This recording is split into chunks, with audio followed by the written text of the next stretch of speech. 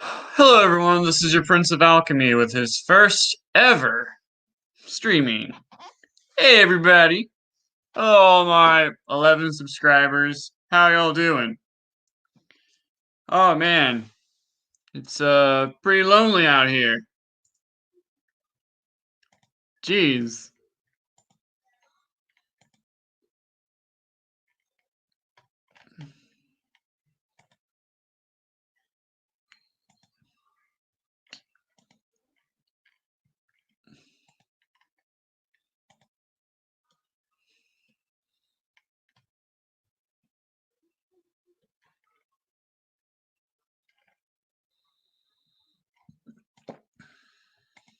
Let's see.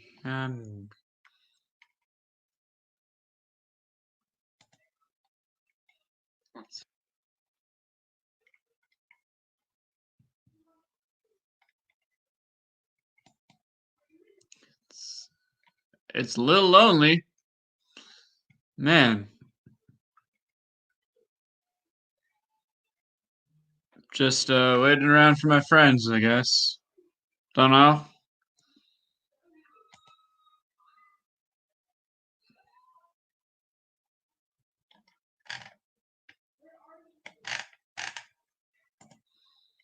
Maybe I'll just like relink it or something.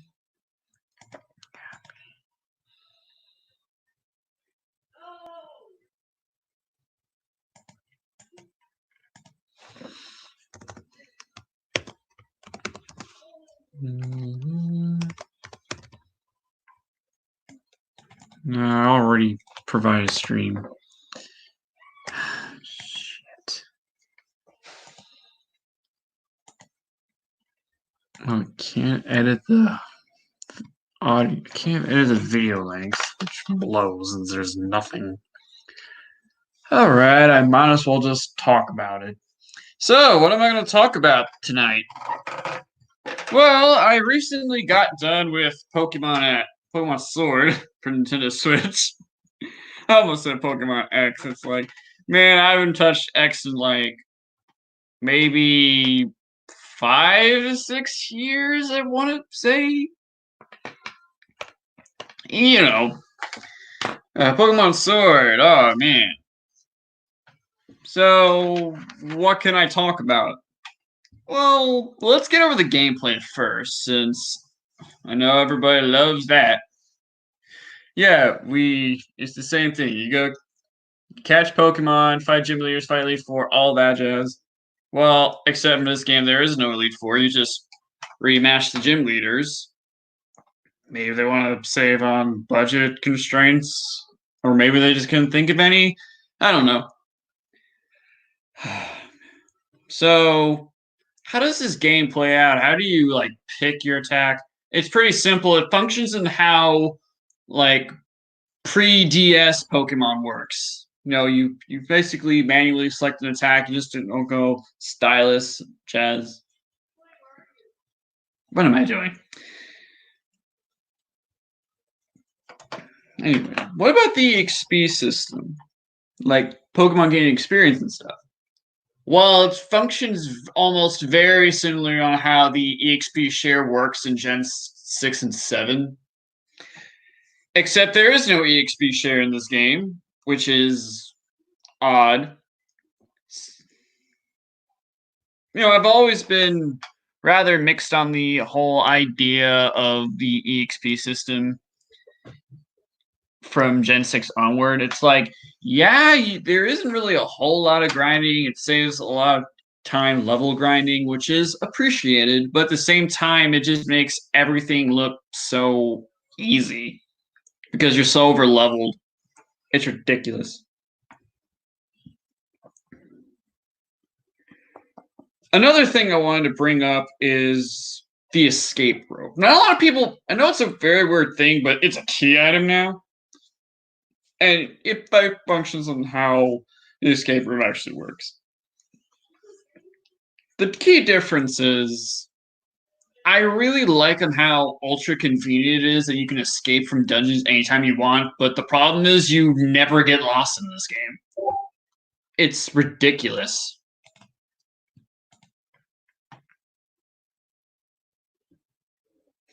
I get it.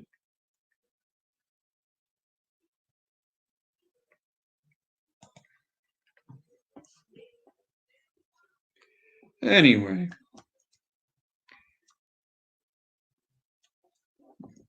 I'm just going over the stuff I don't really like about the gameplay. I mean, I like gameplay in Pokemon usually. And for Sword, it's no different. It's just that even though that I'm going to have some fair share of problems with each and every one of them myself. I mean, for Gen 4, Platinum is like my all-time favorite Pokemon game, but it's pretty damn slow. With Platinum, they're having to boost it up, which is helpful.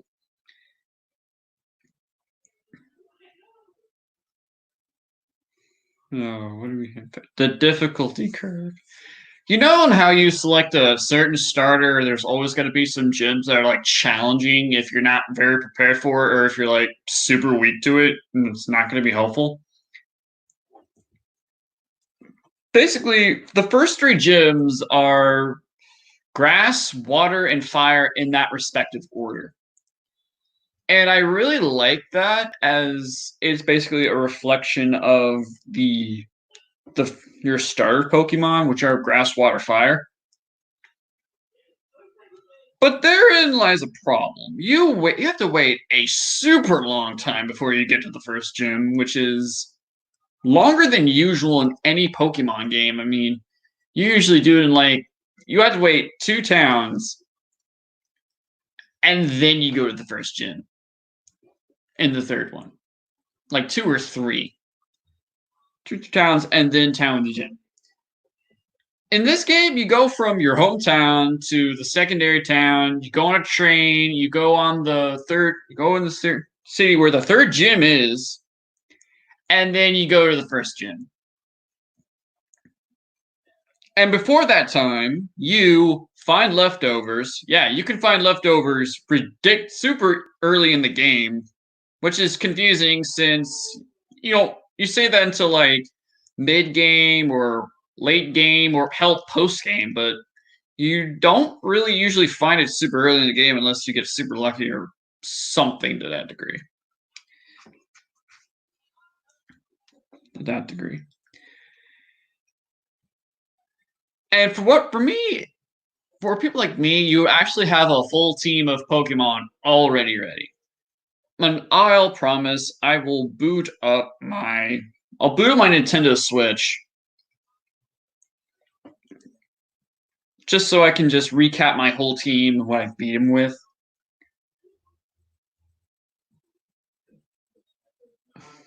Beat the game with after this is done. Oh, we'll talk about gameplay since I know people are not going to be busy with stuff.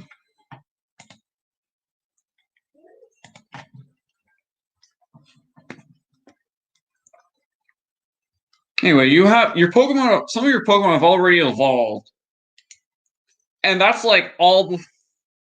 You get leftovers. You catch a full team of Pokemon. All your Pokemon are up to level 20 at this point. By the first gym, that was all before the first gym. That is ridiculous. It's very unusual, is what I'm trying to get at. And I never thought, man, this is a pretty hard. Man, I'm having a very difficult time with this game. When all the gym leaders are practically easy, but then again, it all depends on what kind of Pokemon you have on your team. I'd say my team is pretty balanced, all things considered.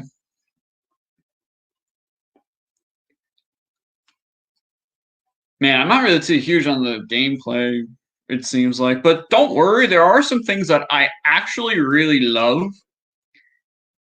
The wild areas, and Dynamax, and Max Rate battles, and version exclusive gym leaders. Let's get over the wild areas first. Like, you basically, it's very open. It's like the first area before you get to Motostoke, which is where the third gym is. And you basically can catch whatever Pokemon you want, at least ones that are within the Galar Pokedex.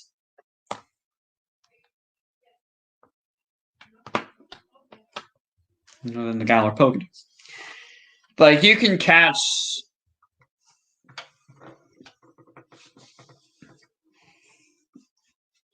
Yeah, that's a thing. You can catch other Pokemon like before that, but what makes it so unique about wild areas is they're basically Pokemon in the overworld. And it's something that I've always wanted ever since I started playing Pokemon.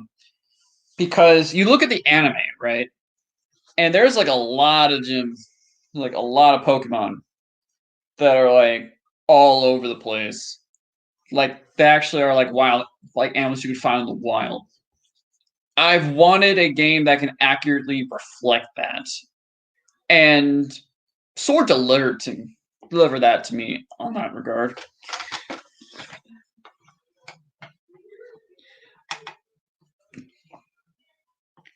Let's get over.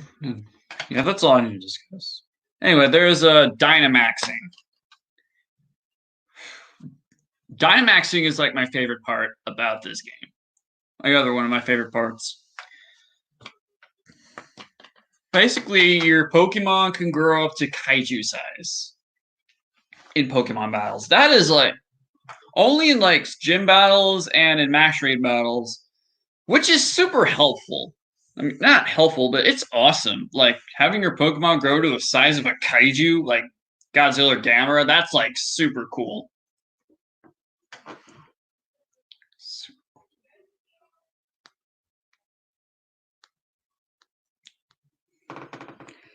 I like the presentation of it, but I'm not too huge on the fact that it lasts for 3 turns, including the turn in which you use Dynamax on. And there are some certain max attacks which either increase a certain stat or lowering an opposing Pokemon stat. Yeah, there's a lot of variety to it. And to what kind of attacks you use while you're Dynamax. And do you find those in Wild? Yes. But basically you find these in like dens where you can find Watts. Like Watts are important because they're practically currency for Watt traders, which can sell you balls, like Pokeballs. They could sell you these special meteor, right, rocks. I forget what they're called, but they can actually summon match rate battles, which makes grinding a lot harder, a lot easier. I'm jumbling up my words tonight. Holy shit. Okay.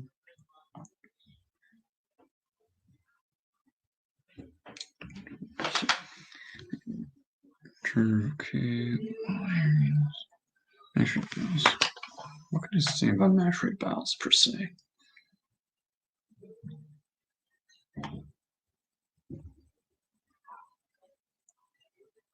Match rate battles per se.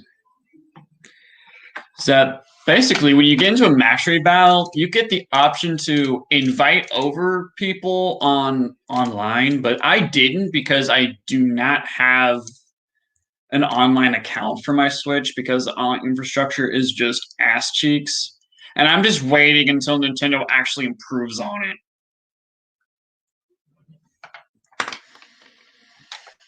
But yeah, you don't want to invite somebody. They can get trained for you regardless of whether or not you invite others. And you can bring any Pokemon with you. Like, not just in your party, but in your PC boxes too.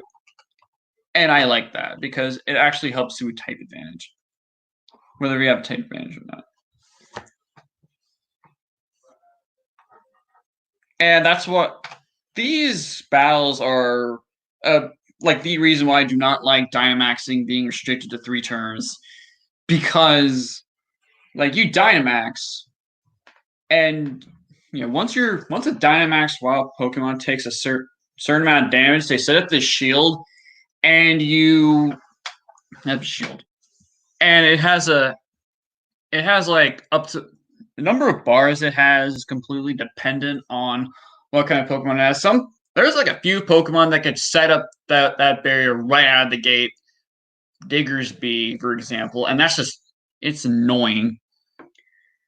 When you're Dynamax, you basically get to take out 2 of those bars. Otherwise, you just take out 1. And once the barrier is broken, they take the damage that somewhat accumulates. I don't know how that works, but they take damage, and their defense and special defense drop by 2 stages.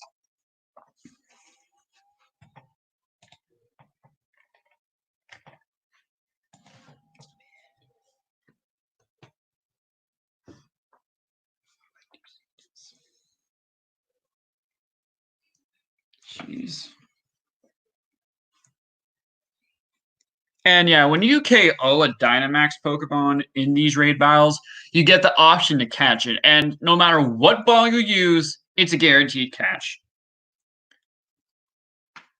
And yeah, you know how RNG is basically is bear can play a part in how you catch a Pokemon. It doesn't with these, and I'm grateful for it because if a Dynamax ball broke, I would have been so upset.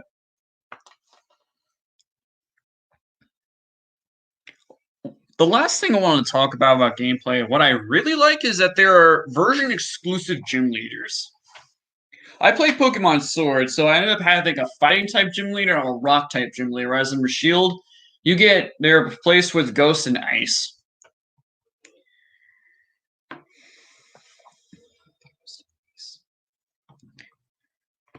It actually beforehand there's only exclusive Pokemon in the game in those particular games, but I think with the gym leaders, it basically helps differentiate that a lot more. And I think that there needs to be more games in future entries need to explore that more often.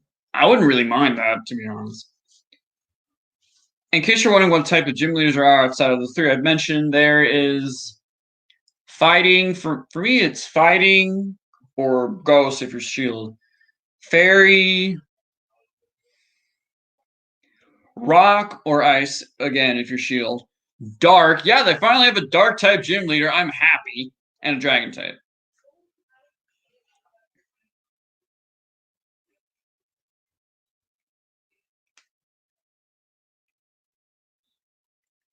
So that's it, huh? Well, the gameplay was all right. It could have been a lot worse, considering that I've heard that not a lot of people have thought too highly of Sword and Shield's gameplay. They thought it was disappointing.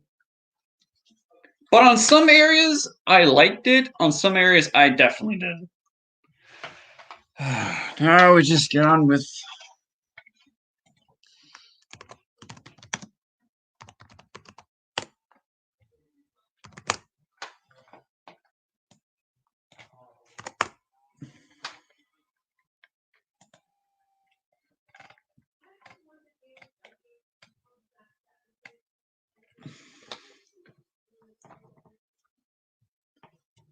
All right. So I know that I'm just going to talk about the lore and story first. Basically, there isn't that much on story unless you're probably Gen. There's not a lot of story here, which is surprising to me, since I know that the previous games were much. But then again, I don't really think it's memorable. I've only played through it once, and yeah, it's kind of dumb. I only played through it once. That kind of sad.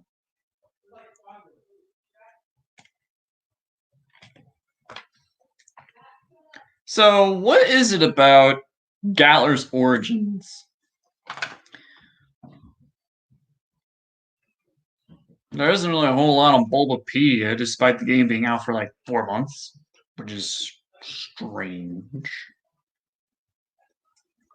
Galar is based on the United Kingdom. We get British people and stuff. Anyway, 20,000 years ago, a meteor called Eternatus had fallen in the world of Pokemon. And we fast forward to like 3,000 years before the start of the game. There was a black storm that called the Darkest Day, where a lot of the Pokemon within the area are Dynamaxing. and are growing out of control. What stopped them? What stopped the Darkest Day and saved the day was one king, or at least is what would have you believe, and two Pokemon, Zacian, the legendary for Pokemon Sword, and Zamazenta from Pokemon Shield.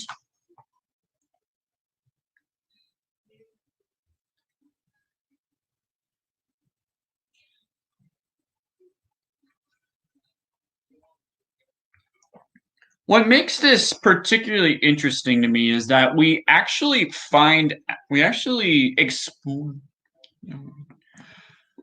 research into Galar's origins and lore. Like, we are finding out about it as Sonia, the granddaughter of the Pokemon professor for the game, and you are basically finding out about it.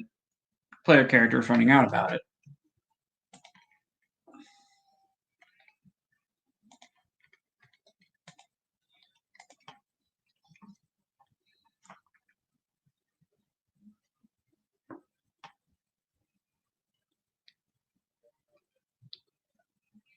Like, we covered the Eternatus part in the main game's main story, and then post game they actually find out that there's Swordward and Shieldbert. Yeah, they're actually their names, who are descendant of the king, descendant of Galar's first royalty, who are trying to cause the Darkest Day again. I'm probably spoiling it, but the game's been out for months, so I don't really care. So the head of a corporation wants to solve a power issue, that an energy issue that wouldn't happen for 1,000 years. So he awakens Eternatus and causes the Darkest Day to fix that. Way to go, dude. And then Sword and Shieldbird try to do that, but they want to actually reveal what actually happened, because it was the kings that actually saved the day, not Zacian and Zamazenta, as they claimed. They say that for post game, when that should have been part of the main game, and I don't understand why we have to wait until post game for it, but okay. Yeah, I'm sorry for these awkward pauses. I'm trying to collect my thoughts, and it's not super easy doing so live.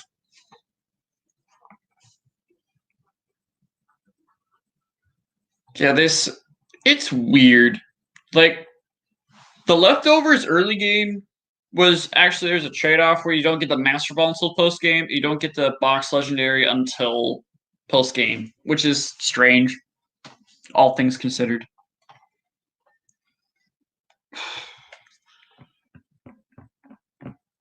Now,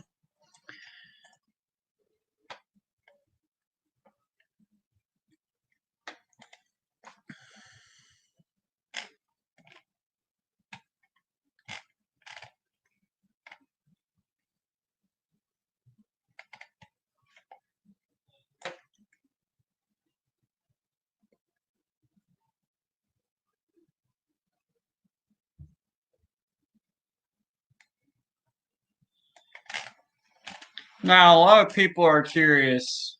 What about the characters? Well, we talk about Hop.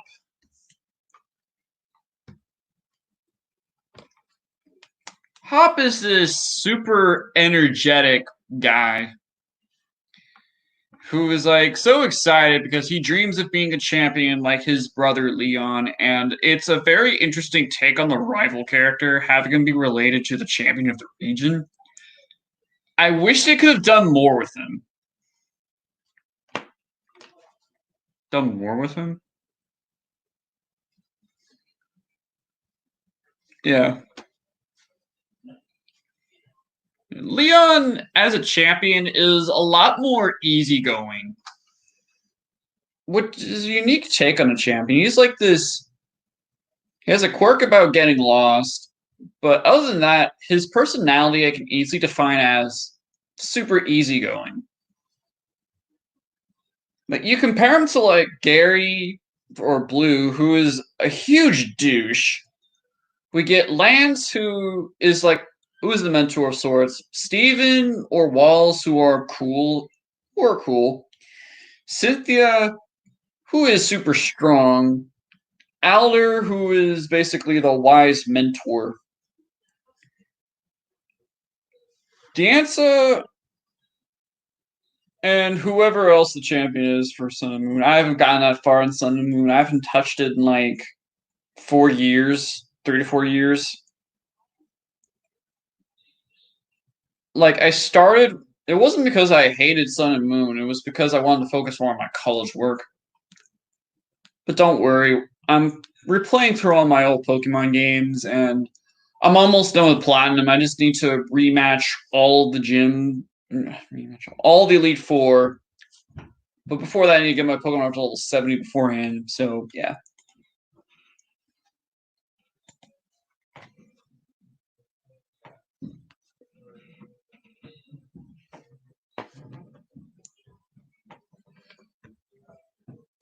Well, there wasn't really a whole lot of characters that I particularly cared for all that much in Sword. Make it that what we will. Bede. Bede is like pretty much like how Gary was in the Kanto games. He is an obnoxious dick. And he's super loyal to Rose, the head of the corporation I talked about earlier, because he's Rose's adoptive son.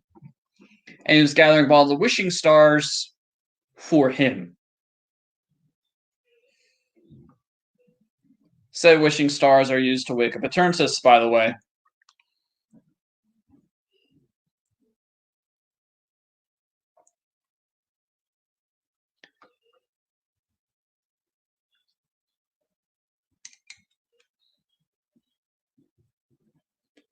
He's just sort of like to get this comeuppance when he uses his adoptive father's Copperajah, which is the steel type elephant Pokemon, to outright destroy a moral, which is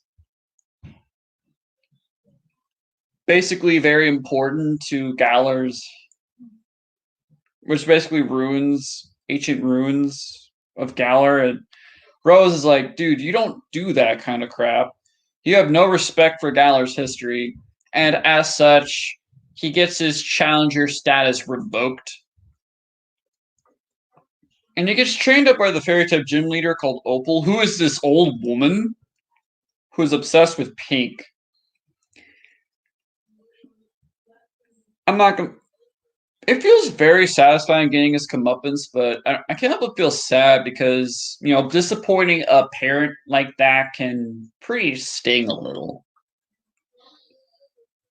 But again, he was a douche, so I didn't really care. And now we talk about Marnie, who I actually like unironically because she actually has some pretty sensible and sympathetic motivations for wanting to take on the gym challenge.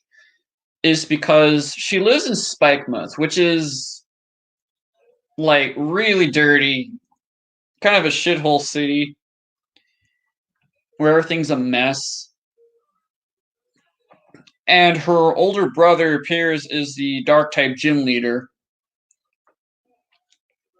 Marty wants to take on the gym challenge because she wants to revitalize her hometown and wants to help out her older brother. And I actually really like that about it. Like about her because it makes her a very interesting rival. She doesn't really hate you. She doesn't think that she's superior to you. She wants to take on the challenge because she wants to help out her town. She wants to help her brother. And I like that.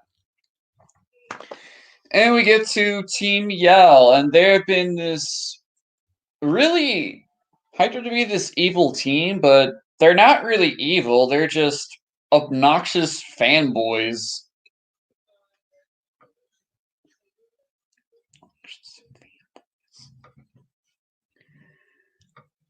Like they want to disrupt all other gym challengers just for Marnie, and yeah, even Marnie got sick of this shit.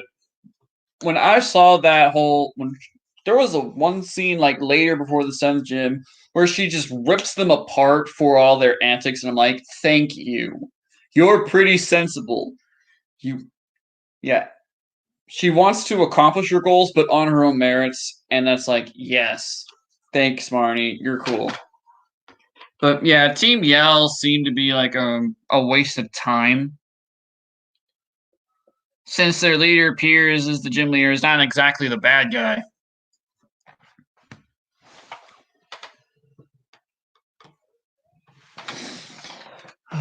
So anyway, I'm gonna turn on my Switch because I want to show off my team.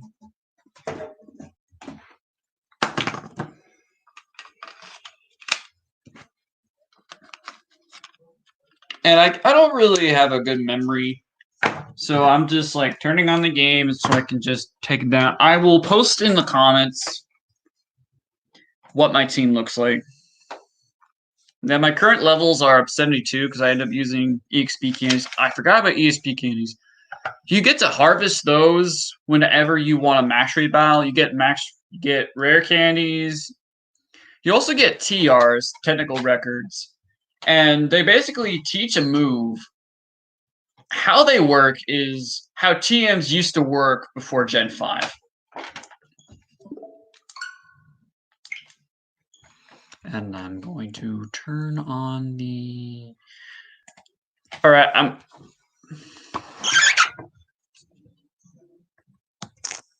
Alright, so...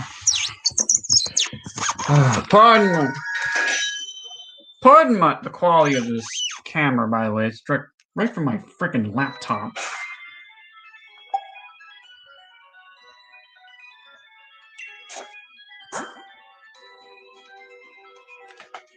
Okay, that quality just fucking sucks. Yeah, the quality fucking sucks. Sorry, guys. I might as well just type it down.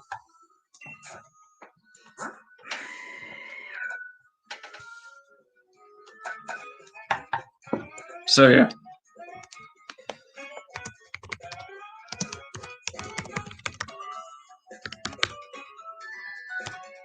So how it's going to work out is I'm going to type the name of my starter, the name of the Pokemon, and what I named it. Yeah, I nicknamed it.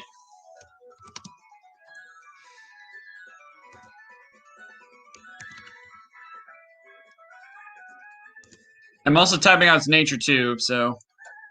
And now moveset would be...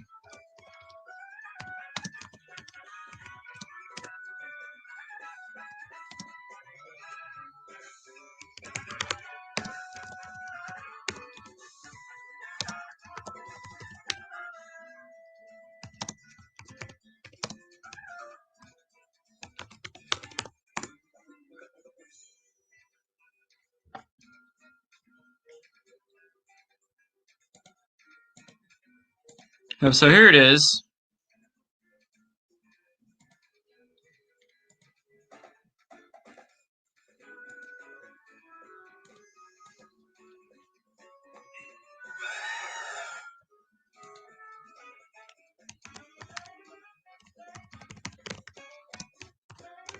Yeah, I named my... Yeah, I started with Scorbunny because Fire-type starters for the win.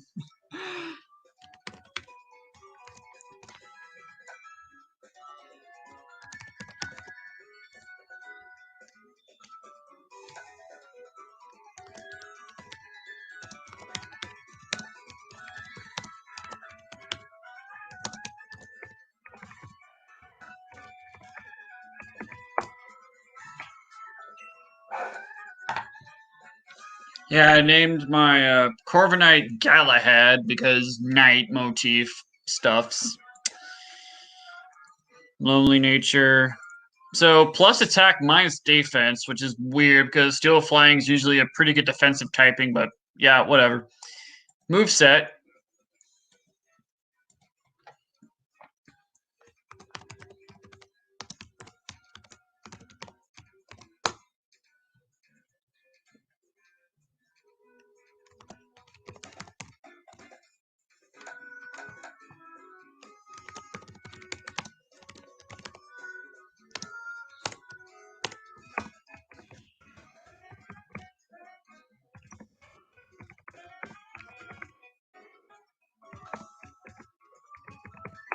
So yeah, here we go. So I named Daisy after a golden retriever that my grandparents used to have. She's dead now, but yeah, I loved her so much. Bashful. Moveset.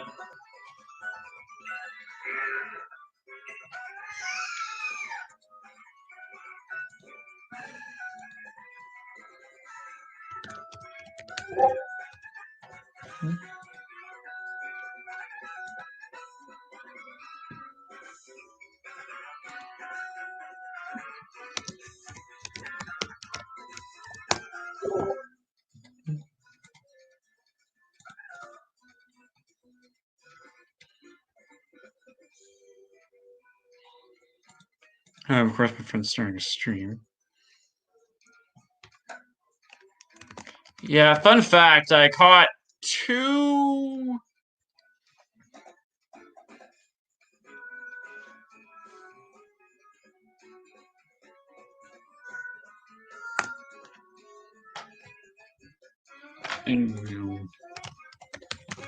I forget the name of the Pokemon already. I am adult.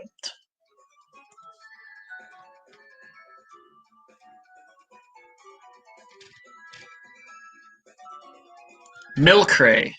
Yes, I caught 2 of these things actually.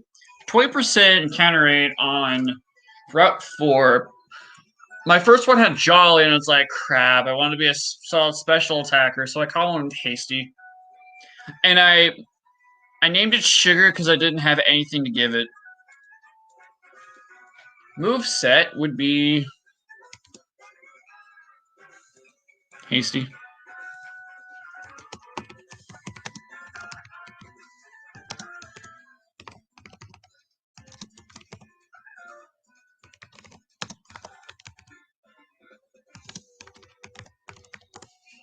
Yeah, and Sugar's holding leftovers, so maybe having recover might be a little overkill, but it's a tank.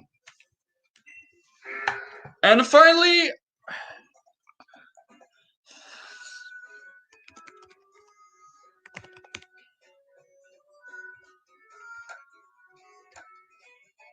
I spell it right.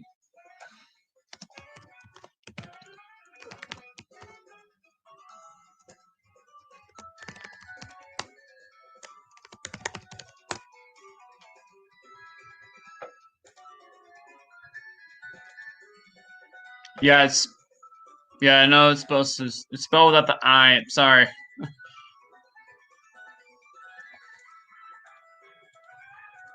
I'll just do it again. There we go. Asterisk is not it.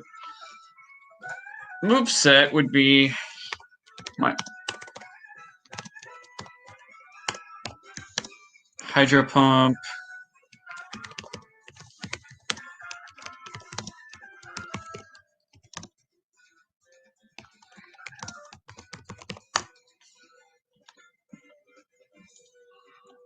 Here we go. Hydro Pump, Earthquake Drum.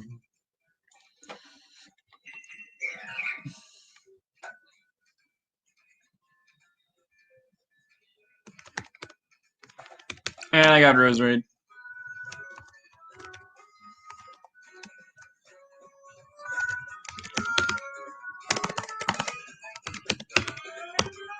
Yeah, yes, Mamoru is a male. Yes, Seismitoad is named after Iraga Magor from Kill la Kill, and Roserade is named after Mamoru Chiba from Sailor Moon.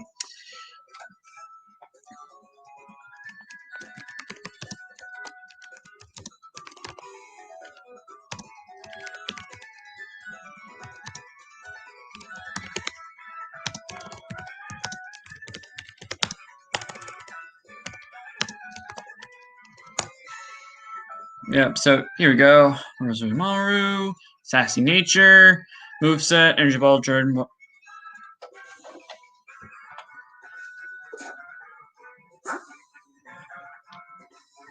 So, what's next for this game?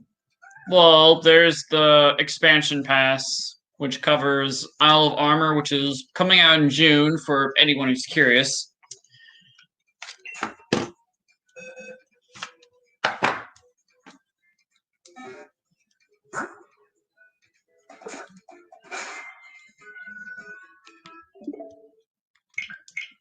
And that's that.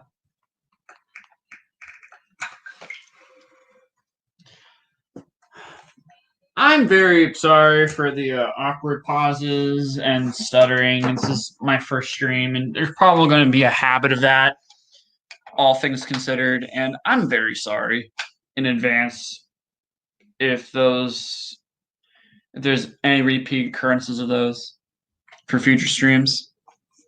Well, that's my thoughts on Sword. I liked it.